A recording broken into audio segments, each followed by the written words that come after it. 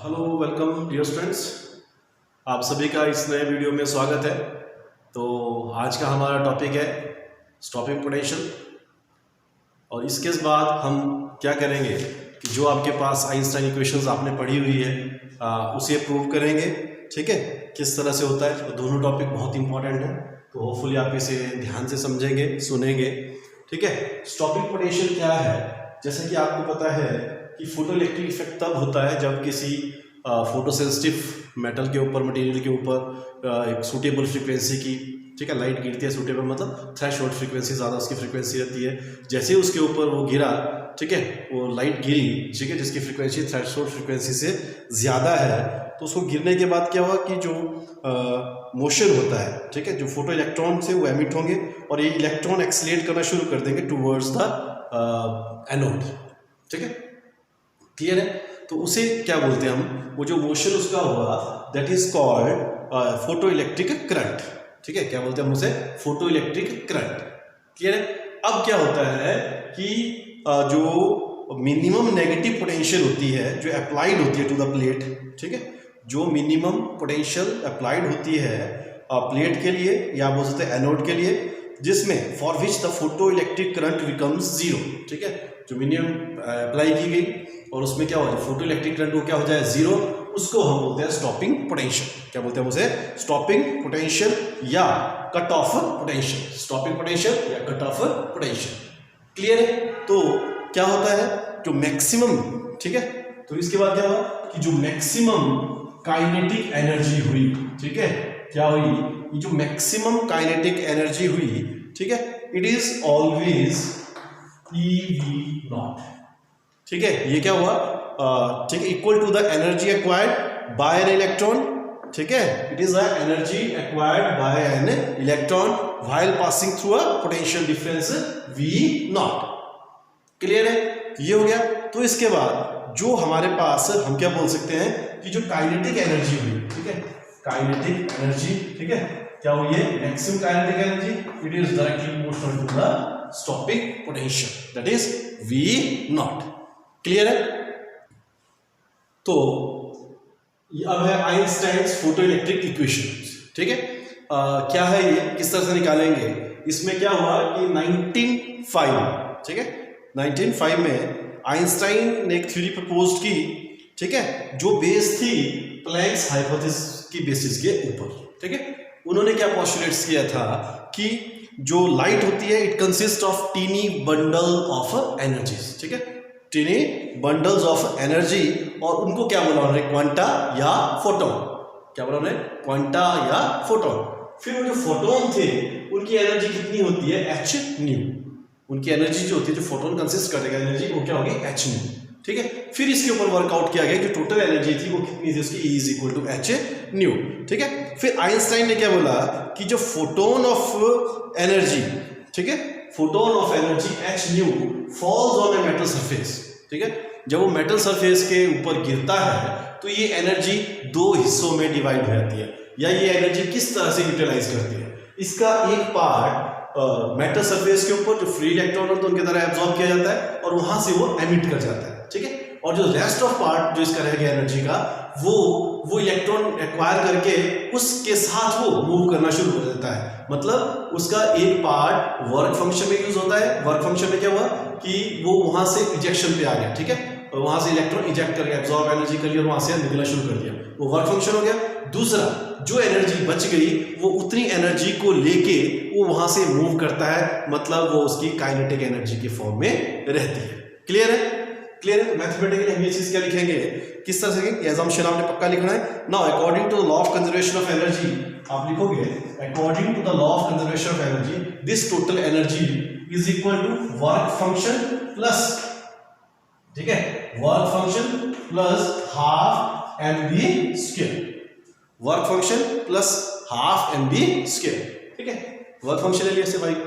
Clear है। आप कई जगह W करके लिया, W ले लो, कोई प्रॉब्लम नहीं है इसकी। ठीक है, लेकिन मेंशन जरूर करना कि ये क्या है। ठीक है, it is a work function. ठीक है, अब इनिशियल स्टेज में मान के चलते हैं कि हम बोलते हैं कि जो वर्क होता है, ठीक है, उसमें उसकी मिनिमम वेलोसिटी क्या होती है, उसकी कितना होता है, उसकी थ्रेशोल्ड फ्रीक्वेंसी के साथ वो स्ट्राइक करेगा, उसके बाद वो वहां से इजेक्ट कर सकता है। ठीक है, ये कंडीशन पढ़ी ना। ठीक है, समझ लो, अगर ये थ्रेशोल्ड फ्रीक्वेंसी है तो फ्री इलेक्ट्रॉन जो वो क्या करेगा, दे विल जस्ट ओवरकम, ठीक है, they will just come out to the surface of metal and its kinetic energy is 0। तो उसमें जो एनर्जी लगी वो क्या करेगा, उससे निकल गया थ्रेशोल्ड के कंडीशन में, ठीक है। तो उस केस में h nu naught it is equal to 5 plus 0।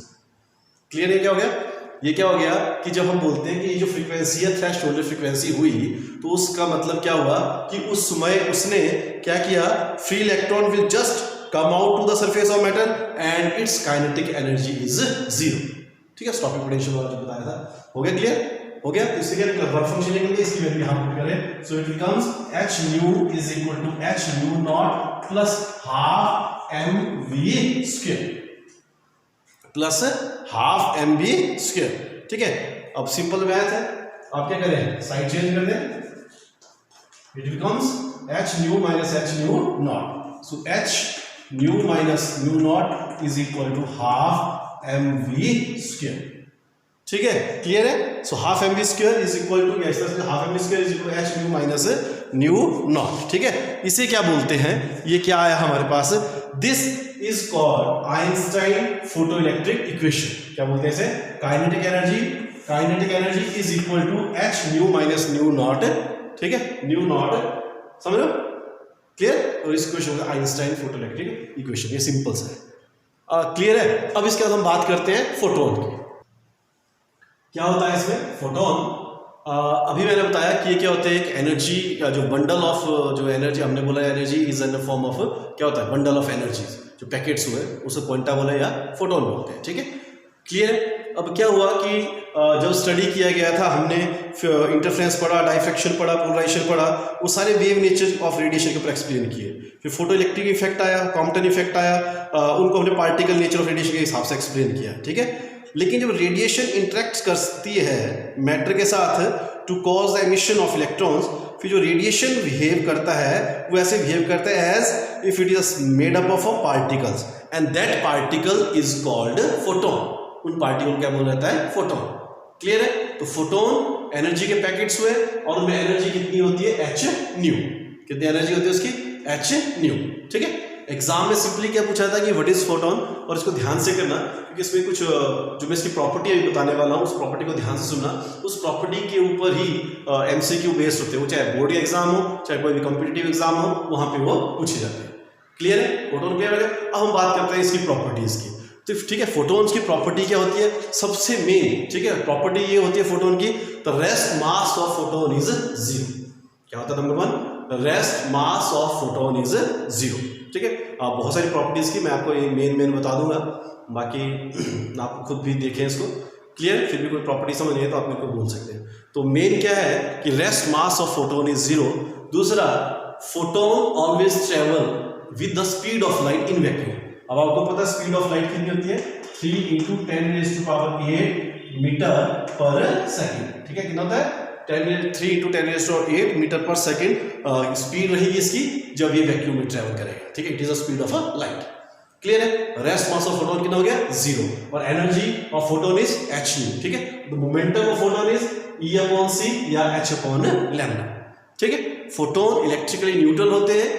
क्या होता है, ये न्यूट्रल होते हैं, इसलिए they are not defected by electric field और मैग्नेटिक फील्ड। क्लियर है? The photon always travel in a straight line. ठीक है, फोटोन क्या होते हैं, हमेशा ही स्ट्रेट लाइन में ट्रेवल करते हैं। क्लियर है?